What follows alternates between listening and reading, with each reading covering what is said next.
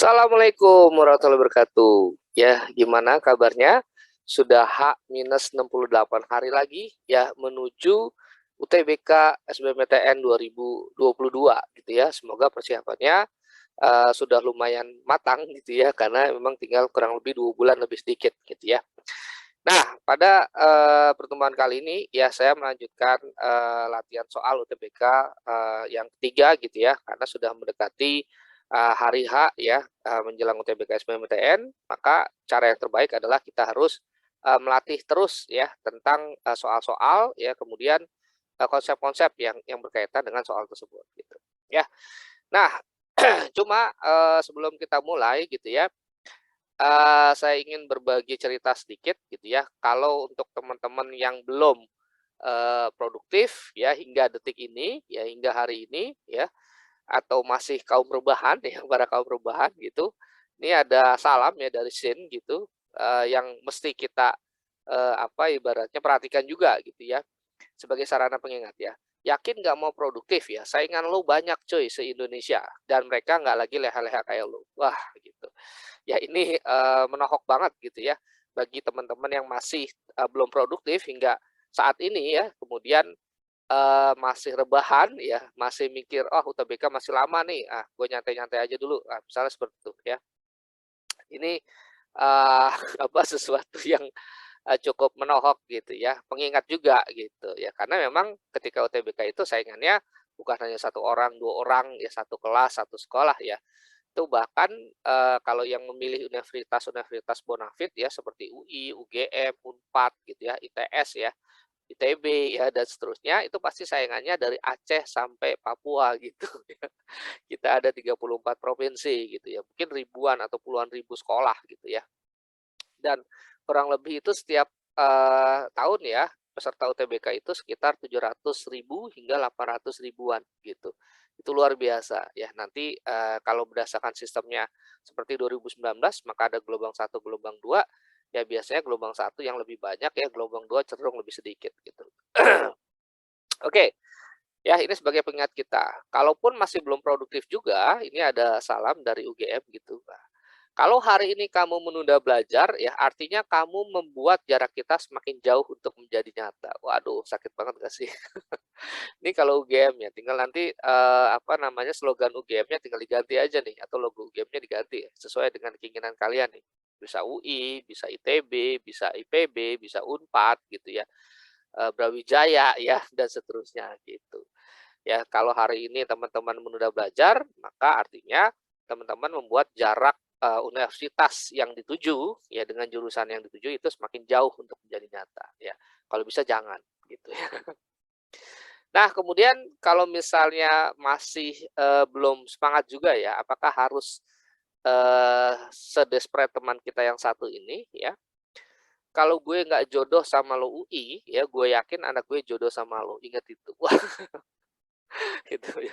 Ini bertempur aja belum misalnya gitu ya. Walaupun ini sebenarnya, dari, somebody ya, Dinar Ramli ya, 14 Agustus 2020 ya, sudah 2 tahun yang lalu gitu ya. 2 tahun yang lalu dia, eee, apa, mmm, menulis ya status mungkin ya, "Kalau gue nggak jodoh sama lu UI," ya ini UI-nya bisa diganti macam-macam ya, tergantung dari, universitas teman-teman yang dipilih gitu ya. "Gue yakin anak gue jodoh sama lu." Itu kelamaan ya nunggunya gitu. Ya kalau bisa, orang tuanya yang jodoh dulu ya, sama UI-nya atau universitas manapun gitu yang dituju, nanti anaknya juga mengikuti gitu, ya itu luar biasa tuh gitu. Oke, mudah-mudahan ini bisa, sebagai penyemangat ya di awal, kita apa namanya, eee, ketemu lagi ya sudah lama saya tidak membuat video gitu ya. Nah ini, latihan soal UTBK yang ketiga gitu. Ya. Oke, cuma tadi sih sebenarnya pengen, live streaming juga gitu, ya cuma ya nanti, silakan di komen kali ya kalau yang mau live streaming ya, siapa yang setuju gitu ya, mungkin bisa di itu, ya di kolom komentar ya.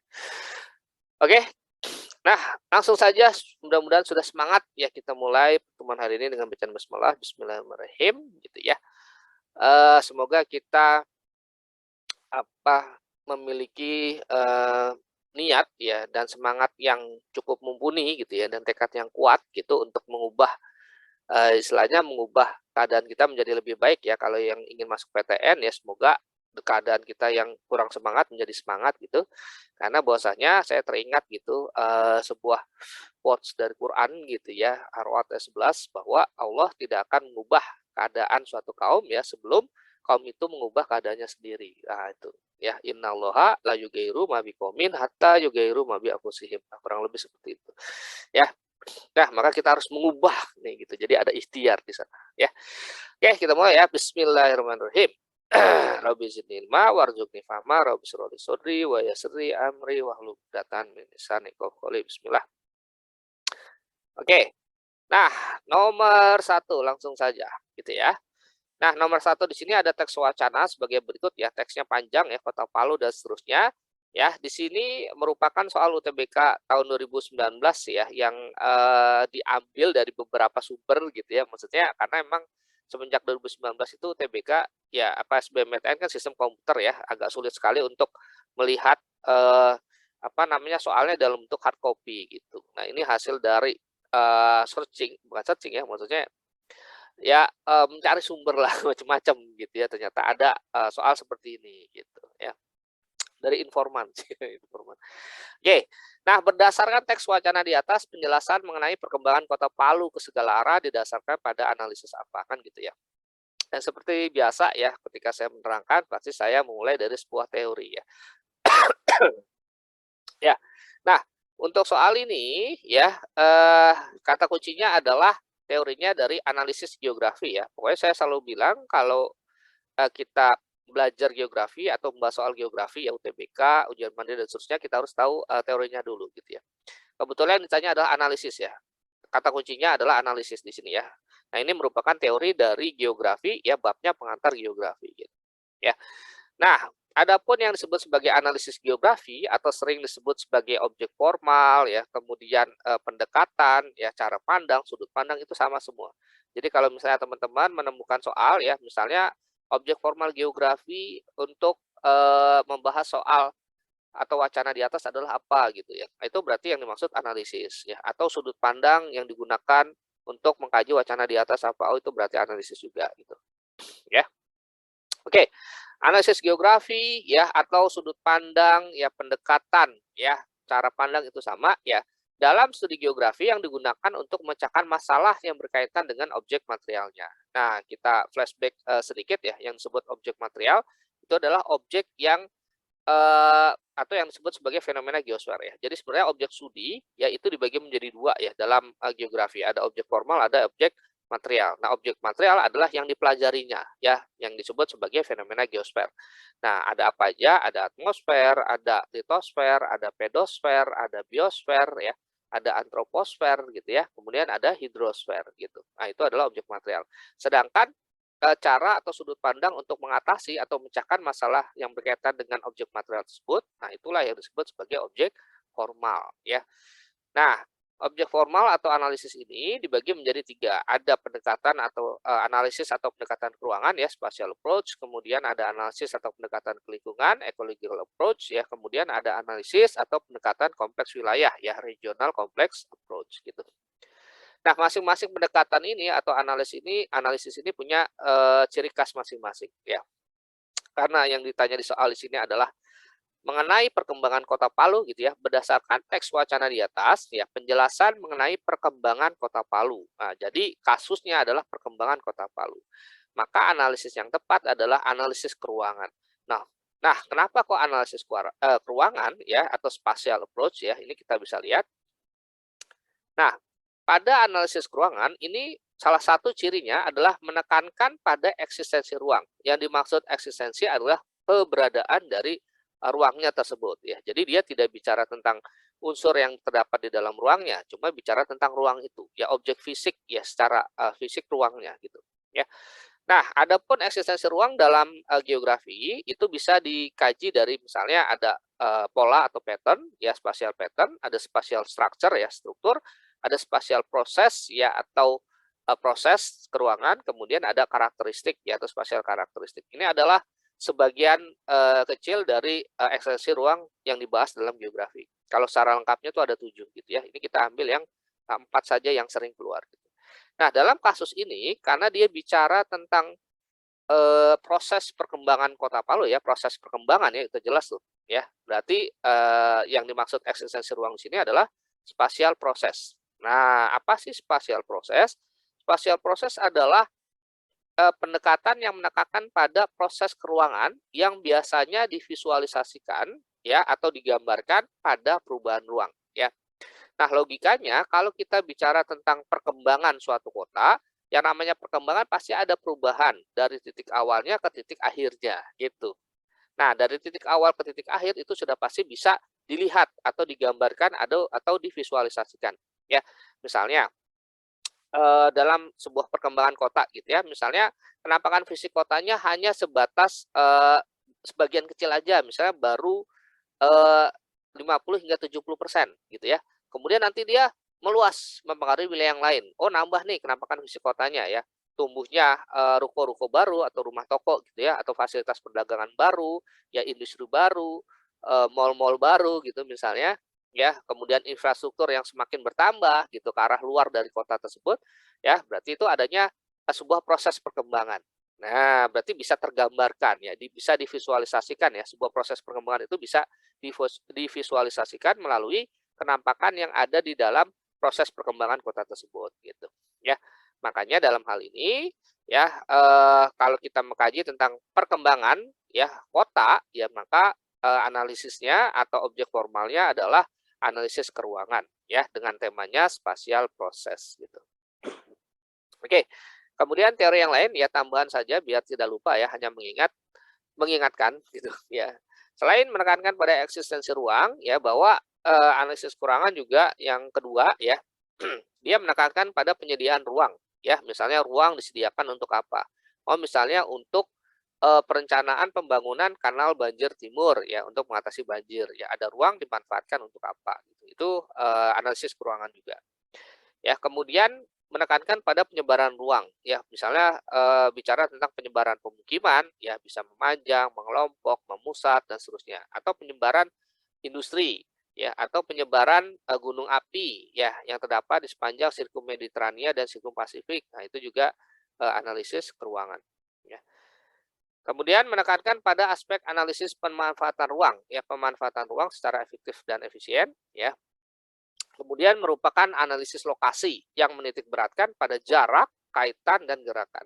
Nah, untuk yang terakhir ini, ya, dia pernah muncul di soal SIMAK UI ya. Jadi, kadang SIMAK UI itu teoritis banget ya. Untuk yang bagian yang ini ya, merupakan analisis lokasi ini, ya, dan seterusnya sampai sini, ini pernah keluar di soal SIMAK UI ya. Kalau tidak salah tahunnya 2011 gitu ya. Itu nanti bisa dicek aja ya. Kan apa namanya? Kode soalnya kan macam-macam gitu ya, ada banyak ya kalau SIMAK UI gitu.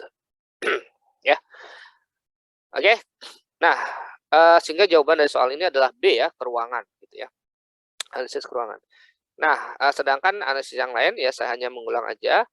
Kemudian yang kedua ada analisis kelingkungan atau ecological approach ya, di mana analisis kelingkungan ini dia mengkaji tentang interaksi antara aktivitas manusia ya dengan lingkungannya gitu. Baik nanti lingkungan fisik, lingkungan non fisik atau biotik maupun lingkungan kultural kan gitu atau budayanya ya. Nah, biasanya dalam analisis lingkungan ini ada dua aspek yang dikaji. Pertama, berkaitan dengan teori ekosistem, ya, yang disebut ekosistem itu kan interaksi antara makhluk hidup dengan lingkungannya, gitu ya. Kemudian ada teori lingkungan, gitu. Di mana tadi saya sudah jelaskan lingkungan dibagi tiga, ya, secara umum, ya, ada lingkungan fisik, ya, non fisik, kemudian kultural, ataupun yang lain ada lingkungan sosial itu juga boleh. Oke, nah ini misalnya kasusnya penebangan pohon secara liar ya atau illegal logging mengakibatkan terjadinya banjir gitu ya atau flood ya. Itu juga contoh dari analisis kelingkungan ya. Penebangan pohon dilakukan oleh manusia ya, aktivitas manusia kemudian mengakibatkan banjir ya. Itu lingkungan fisiknya misalnya gitu. Kemudian analisis kompleks wilayah merupakan analisis yang mengkaji tentang bahwa fenomena yang terjadi pada suatu wilayah itu tidak hanya disebabkan oleh elemen di wilayah tersebut, ya, tetapi juga elemen di wilayah yang lain. Jadi poinnya dalam kompleks wilayah itu lebih dari satu wilayah ya. Kalau kita lihat dari teori ini ya, fenomena yang terjadi pada suatu wilayah tidak hanya disebabkan oleh wilayah itu ya, berarti ini, ada satu wilayah ya. Nah, ini sama wilayahnya ya, tetapi juga oleh elemen di wilayah lain tuh, ya ada wilayah lain, ya berarti lebih dari satu, ya nggak harus 2 sebenarnya, ya bisa 2, bisa 3, bisa 4 dan seterusnya. Pokoknya faktor yang mempengaruhinya itu bukan di wilayah tersebut saja, tetapi juga wilayah yang lain gitu. Oke, menekankan pada aspek regional differentiation dan regional interaction. Jadi karena kompleks wilayah itu melibatkan lebih dari satu wilayah, ya maka logikanya pasti ada regional differentiation, ya wilayah yang berbeda, ya karena lebih dari satu gitu, ya. Sehingga nanti perbedaan wilayah ini mengakibatkan adanya interaksi atau hubungan timbal balik antar wilayah, gitu ya. Nah, merupakan analisis kombinasi antara keruangan dengan kelingkungan, ya. Jadi analisis keruangan gabung ke lingkungan, jadilah analisis kompleks wilayah. Nah, contohnya adalah konversi lahan di daerah Bogor gitu atau alih fungsi lahan ya di daerah Bogor mengakibatkan banjir di daerah Jakarta. Ya. Jadi aktivitasnya di Bogor nih gitu ya. Cuma banjirnya di Jakarta. Berarti kan fenomena yang terjadi di suatu wilayah di Jakarta ya, banjir di Jakarta itu bukan hanya disebabkan oleh aktivitas manusia di Jakarta doang ya, cuma ada konversi lahan di daerah Bogor ya. Jadi lebih dari satu wilayah ya faktornya gitu. Ya, bukan hanya berasal dari wilayah tersebut. Ya, makanya di sini juga ada regional differentiation ya. Bogor dengan Jakarta sudah pasti wilayahnya berbeda gitu. Ya. Oke, itu ya. Oke, mudah-mudahan paham. Lanjut ke nomor berikutnya, nomor 2. Pada pertemuan dua lempeng tektonik akan terjadi beberapa fenomena kecuali. Ya, ini soal lama ya, SNMPTN 2008 kode 103 ya. Tapi secara konsep, secara kemunculan soal kan tentang lempeng ini ya, dinamika pergerakan lempeng tektonik ya. Itu kan sering muncul ya, misalnya konvergen, divergen, transform ya, dan seterusnya gitu. Oke. Nah, di sini ada lempeng tektonik, berarti babnya sejarah pembentukan muka bumi. Nah, kata kunci selanjutnya adalah pertemuan dua lempeng. Nah, kalau kita bicara pertemuan, berarti kita bicara aktivitas konvergen sebenarnya, gitu ya. Nah, kalau misalnya kita ulas kembali, review kembali, ya tadi saya sudah bilang bahwa dinamika pergerakan lempeng tektonik itu kan dibagi 3, ya ada konvergen, di mana lempeng itu saling bertemu, kemudian bertumbukan antara yang satu dengan yang lain. Kemudian nanti ada divergen, ya ada yang bertemu kemudian dia saling menjauh, ya divergen itu saling menjauh, ya. Kemudian nanti ada transform, ya atau transcurrent fault namanya, ya atau strike slip fault, nah itu sama aja, ya. Jadi dia bergesekan secara mendatar atau horizontal, gitu. Makanya disebut sebagai sesar mendatar, ya atau patahan mendatar. Nah dalam kasus ini kita bicara tentang pergerakan lempeng konvergen, ya. Nah, adapun dalam kasus ini ya konvergen itu nanti dibagi 3, ada benua dengan benua ya saling bertumbukannya, kemudian benua dengan samudra ataupun samudra dengan samudra. Dalam kasus ini adalah sesuai dengan pilihannya ya kalau kita lihat atau kita analisis ya. Maka di sini konvergen cuma benua dengan samudra ya. Kalau misalnya kita lihat di sini ya, di sini ada continental crust berarti dia lempeng benua, kemudian di sini ada oceanic crust berarti lempeng samudra gitu. Ketika lempeng benua ketemu dengan lempeng samudra gitu ya. Ini ke sini ya. Nah, ini ke sini kan akibat adanya pergerakan arus konveksi ya di bawah mantel bumi, terutama asthenosfernya ya gitu, mantel atas nih. Ya, maka lempeng yang bermassa jenis lebih berat ya yaitu oceanic atau samudra, dia akan menunjam ya atau mensubduksi. Nah, makanya di sini subducting oceanic lithosphere ya. Jadi yang lempeng samudranya dia menyusup ke bawah, yaitu subduksi ya. Nah, menyusup ke bawah dari lempeng continental crust-nya atau lempeng benuanya atau kerak benuanya gitu ya. Nah, sehingga nanti ketika dia mensubduksi maka timbul zona ini. Nah, zona subduksinya ya gitu. Zona subduksi ya atau subduction zone. ya, subduction zone gitu. Nah, sedangkan nanti sepanjang subduction zone itu akan terbentuk trench atau palung ya. Makanya biasanya trench ini atau zona subduksi ini diasosiasikan atau terasosiasi dengan terbentuknya palung gitu ya. Itu trench. Oke. Nah, seperti itu. Nah, jadi kalau kita lihat seperti ini, pada pertemuan dua lempeng tektonik ya, ini misalnya contohnya oceanic dengan kontinental atau samudra dengan benua, akan terjadi fenomena ya kecuali, yang biasanya kan kecuali. Nah, dalam kasus ini ketika dia bertemu, maka hasilnya adalah yang pertama ya, ini tadi saya bilang kasusnya adalah samudra versus benuanya ya.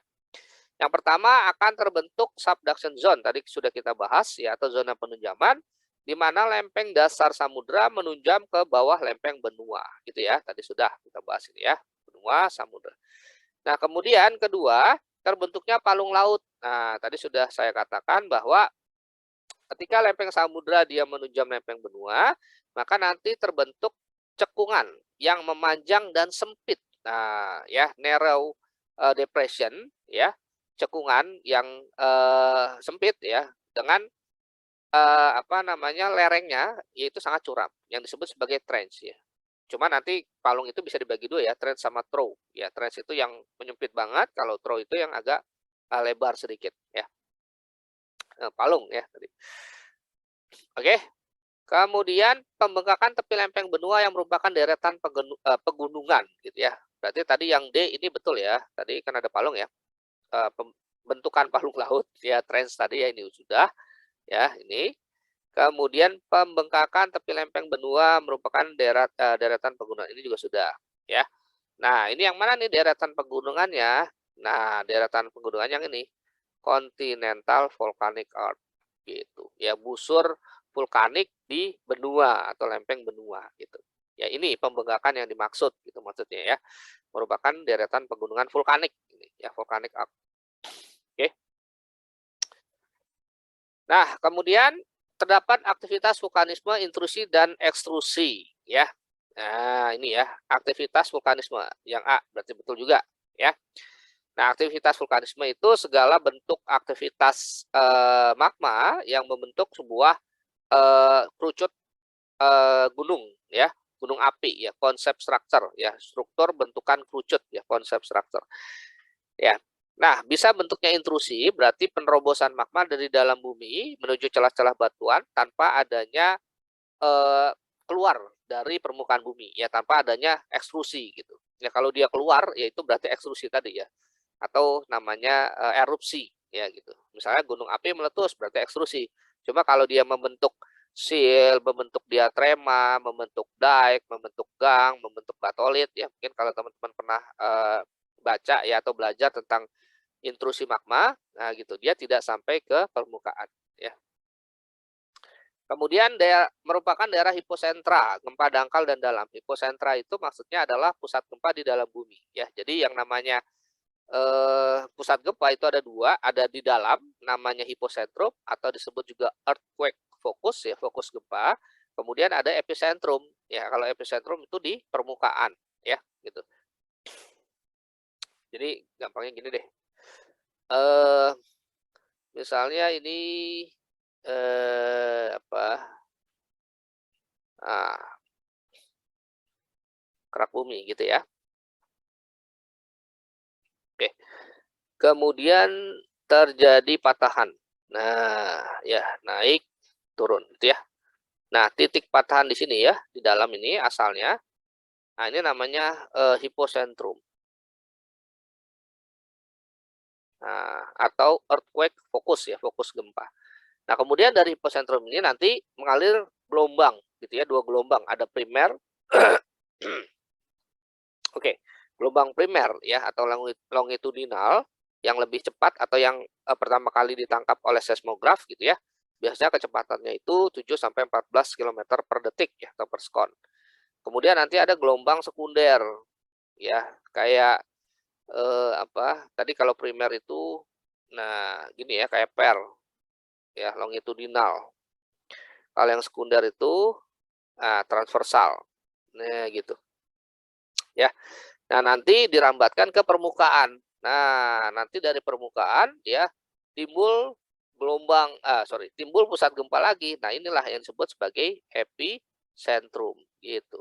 Jadi epi di permukaan, kalau hipo itu di dalamnya. Nah, dari epicentrum nanti timbul gelombang namanya surface wave atau gelombang permukaan gitu, yang menyebabkan gempa gitu ya. Gitu. Ya, nanti surface wave dibagi dua ya, ada relay, ada uh, gelombang love ya namanya gitu. Oke. Nah, itu tambahan aja sedikit ya. Gempa dangkal dan dalam. Dangkal itu kurang dari kalau kita pakai standar BMKG ya, itu kurang dari 60 km yaitu gempa dangkal. Ya, kalau dalam biasanya lebih dari 100 km ya. Kalau pakai standar BMKG, 60-100 sedang gitu. Oke. Kemudian penghancuran lempeng akibat pergesekan lempeng. Ya, jadi ketika lempeng ini bersubduksi, ya, subducting ini ya, subducting oceanic lithosphere ya bersubduksi, maka sudah pasti bagian yang bertumbukan ini dia akan terkikis ya, karena saling numbuk ya, kemudian bergesekan menimbulkan panas ya, sehingga pasti hancur gitu. Ya, itu penghancuran lempeng akibat pergesekan lempeng. Kemudian terbentuknya timbunan sedimen campuran atau batuan bancu atau istilahnya melang ya, atau zone of melang ya, zona melang atau batuan bancu tersebut ya. Jadi ketika dia subduksi ya, berarti lempeng samudra ketemu sama benuanya gitu ya. Nah, dia terkumpul ya, tepat di zona subduksinya gitu ya. Mana nih? Oh, ini. Nah, di sini ya. Nah, gitu. Ya, bercampur ya, batuan-batuan pembentuk samudra ketemu dengan batuan-batuan pembentuk kerak benua ya. Oke. Nah, contoh adalah pembentukan subduksi di bagian barat Amerika. Yang ini saya hapus dulu ya. Ini mungkin sudah ya. Ini saya clear aja dulu. Oke. Ya. Oke. Nah, contohnya adalah pembentukan subduksi di bagian barat Amerika Selatan, gitu, bagian barat Sumatera hingga selatan Jawa, terbentuknya pegunungan Andes, terbentuknya pegunungan Bukit Barisan. Ya, ini sekilas tentang teori pergerakan lempeng yang konvergen, yaitu samudra versus benua. Nah, maka soal ini jawabannya B, aktivitas vulkanisme laut dalam. Ya, jadi kalau aktivitas vulkanisme laut dalam itu bukan dibentuk akibat pertemuan dua lempeng, ya, jadi bukan pertemuan, cuma dia lebih ke divergen, saling menjauh, ya, terutama pada lempeng samudra, gitu. Oke, lanjut. Nomor 3, kondisi cuaca ekstrim di suatu wilayah yang memicu terjadinya fenomena siklon tropis adalah, gitu ya. Nah, ini kata kuncinya siklon tropis, ya. Babnya dinamika atmosfer. Nah, yang disebut sebagai angin siklon tropis itu adalah angin yang terjadi ketika ada pusat massa udara bertekanan minimum ya. Jadi udara bertekanan minimumnya itu sebagai pusat ya. Kemudian dikelilingi oleh massa udara bertekanan maksimum gitu. Dia seperti turbulensi ya, proses pemanasan udara secara turbulensi ya. Jadi misalnya seperti ini. Ya. Kalau di utara maka jadi poinnya tadi kan angin siklon terbentuk dari adanya pusat udara bertekanan minimum. Jadi yang tekanan minimumnya itu di tengah ya. Nah, tekanan udara minimum ya, ini minus ini di tengah. Kemudian maksimumnya itu di luar. Nah, ini ya, maksimum ya, ini tekanan maksimum di luar gitu. Ya. Nah, karena sesuai dengan hukum Weis-Ballot ya, bahwa udara itu berhembus dari tekanan tinggi ke tekanan rendah ya, maksimum ke minimum, maka dia pasti begini. Nah, gitu ya, ke pusat semua. Gitu, ke dalam. Ya, kalau secara normal ya, tanpa adanya gaya Coriolis. Cuma karena ada gaya Coriolis, maka dia dibelokkan sehingga dia jadinya seperti ini. Ya, gitu. Ya. Ya, ini belok begini nih. Nah, gitu. Yang harusnya lurus aja, cuma karena ada gaya Coriolis, maka dia anginnya jadi berputar gini, ya, gitu. Yang ini tadi negatif, luarnya positif. Tuh, ya. Nah, ini yang disebut sebagai angin siklon tropis ya. Kalau di utara dia beloknya berlawanan jarum jam ya, ke kiri maksudnya. Kalau dia di selatan dia searah jarum jam gitu. Ya, searah jarum jam. Ya, ini lihat ya, ini berlawanan, nah ini searah ya. Nah, ini jadi anginnya begini. Nah, gitu muternya.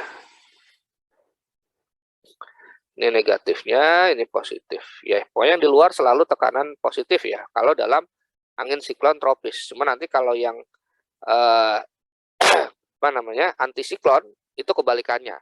Jadi yang di dalam itu yang tekanan maksimum, ya di luarnya tekanan minimum. Ya, gitu. Oke, ini saya apa namanya eras dulu ya. Nah, jadi kalau kita lihat gambarnya tuh, seperti ini dari citra gitu ya. Ya, Northern Hemisphere, maka dia arahnya berlawanan gitu ya. Nah, gitu ya. Akan kelihatan ya gitu. Menuju pusat. Cuma kalau yang Southern, yang selatan, dia searah jarum jam. Gitu. Oke. Nah, berarti sudah jelas nih ya soal ini jawabannya yang C. Udara bertekanan rendah dikelilingi oleh udara bertekanan tinggi. Ya, yang rendah di dalam, yang di luarnya yang tinggi atau yang maksimumnya gitu. Oke. Lanjut. Nomor 4 ya. Setiap objek memiliki karakteristik yang berbeda dalam memantulkan dan memancarkan tenaga ke sensor. Ya, sebab objek yang mempunyai daya pantul rendah akan terlihat cerah pada citra, sedangkan objek yang daya pantulnya tinggi akan terlihat gelap pada citra, gitu ya. Oke, ini babnya pengindahan jauh, ya. Nah, di sini kata kuncinya, setiap objek memiliki karakteristik yang berbeda, ya, dalam memantulkan dan memancarkan. Ini sudah pasti betul nih jawabannya. Ya, kenapa? Karena berdasarkan Sabin Junior tahun 86 ya, interaksi tenaga dengan objek itu bisa bentuknya hamburan, ya, ya hamburan. Yang ini ya, ketika kekasaran permukaan bendanya itu tidak rata gitu, dia kasar ya gitu, ya kasar. Nah, biasanya terjadi hamburan. Ya, ini kita konteksnya adalah di permukaan bumi ya. Nanti kalau di atmosfer hamburan ini nanti dibagi lagi, ada selektif, non selektif. Selektif dibagi hamburan relay, hamburan Mi gitu ya. Kemudian kalau dia rata gitu ya, permukaannya rata, nah, ada tenaga yang datang dia mantul. Nah, atau lebih sering disebut sebagai mirror reflection atau pantulan cermin, di mana sudut datang itu sama dengan sudut pantul gitu ya, mirror reflection. Ataupun bisa dari tenaga pancaran dari objek itu sendiri ya, bahwa setiap objek di permukaan bumi dia memiliki tenaga pancaran gitu ya. Kemudian ada juga serapan ya ketika objek tersebut dia menyerap tenaga yang datang. Misalnya gini, cuma ini tergantung panjang gelombang ya. Misalnya air ya. Air itu memiliki sifat ya hampir menyerap seluruh gelombang elektromagnetik ya, hampir ya. Nah, misalnya dalam inframerah, nah dia tuh nyerap ya. Cuma kalau nanti pakai biru hijau ya, itu penetrasi maksimum biru hijau itu sekitar 200 meter. Jadi kalau misalnya ya, lautnya itu masih dangkal 40 meter, maka itu masih bisa mantul ya sampai ke dasar lautnya gitu. Cuma kalau sudah lebih dari 200 meter, biru hijau itu diserap gitu ya. Karena penetrasi maksimum dia 200 meter. Nah, transmisi atau pembiasan ya dibiaskan yang tadinya harusnya lurus gitu ya. Nah, ini jadi agak belok nih. Nah, ini ada sudut gitu. Ya, itu adalah interaksi tenaga dengan objek ya. Yang sudah pasti setiap objek memiliki daya pantul, daya pancar yang berbeda-beda gitu ya. Jadi yang atas ini dia pernyataannya betul ya gitu. Sebab objek yang mempunyai daya pantul rendah akan terlihat cerah pada citra, sedangkan objek yang daya pantulnya tinggi akan terlihat gelap pada citra. Nah, ya. Nih. Nah, ini salah nih. Ya, kenapa salah? Harusnya kalau daya pantulnya rendah, maka ronanya gelap. Ya, jadi yang ini, objek yang mempunyai daya pantul rendah akan cerah. Ini salah. Harusnya adalah gelap. Nah, sedangkan objek yang daya pantul tinggi terlihat gelap, salah. Harusnya cerah gitu. Ya. Ya, nanti tergantung dari objeknya ya. Kalau kita bicara pengendalian jauh sistem pasif ya, yang sumber tenaganya berasal dari tenaga pantulan sinar matahari atau dari tenaga pancaran objek, ya itu nanti daya pantul itu tergantung dari misalnya umur si objeknya tersebut, ya kelembaban dari si objeknya tersebut, warna dari si objeknya tersebut, jenis dari objeknya tersebut ya. Nah, kalau sistem aktif radar misalnya, dia tergantung dari kekasaran permukaan benda. Oke, itu tambahan aja sedikit. Ya, jadi jawaban dari soal ini adalah C, atas betul, bawahnya salah. Setiap objek memiliki karakteristik yang berbeda, itu betul.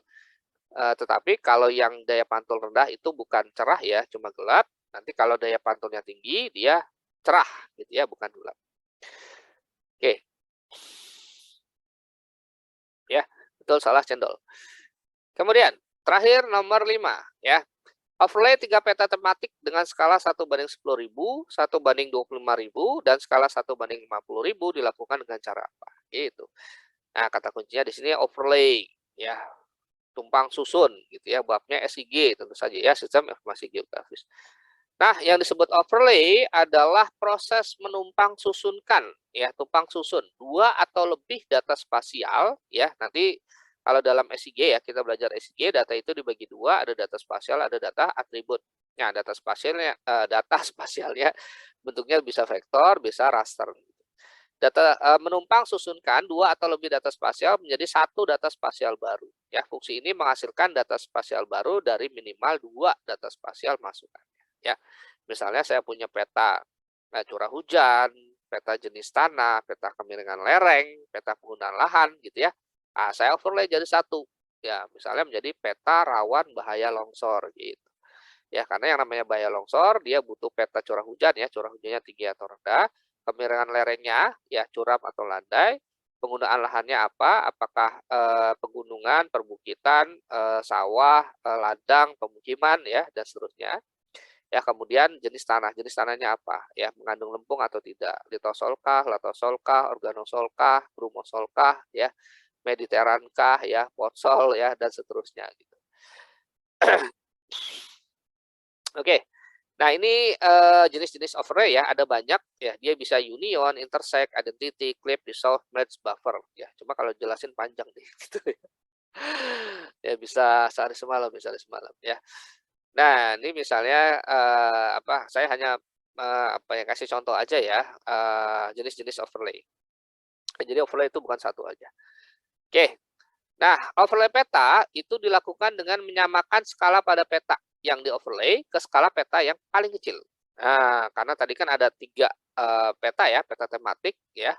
Ada 1/10.000, 1/25.000, 1/50.000 ya. Maka overlay itu dilakukan dengan menyamakan skala gitu. Kita buat skalanya yang sama, menjadi sama. Cuma menjadi menyamakan skala pada peta yang di-overlay ke skala peta yang paling kecil tuh, ya, skala petanya yang paling kecil. Jadi kalau ada skala peta 1/10.000, ya 1/25.000, 1 ban ops, sorry, ya 1/50.000, ini berarti yang paling kecil yang mana nih? Skalanya, ya, yang paling kecil yang mana skalanya? Oh, skalanya yang paling kecil adalah yang ini. Nah, ini peta ya dengan skala yang paling kecil. Ya, skala paling kecil dibandingkan dengan ketiga peta yang tadi. Kedua peta yang tadi ya. Peta dengan skala paling kecil ya dibandingkan dengan 1/10.000 sama 1/25.000 ya. Misalnya gini. Ya. Oke.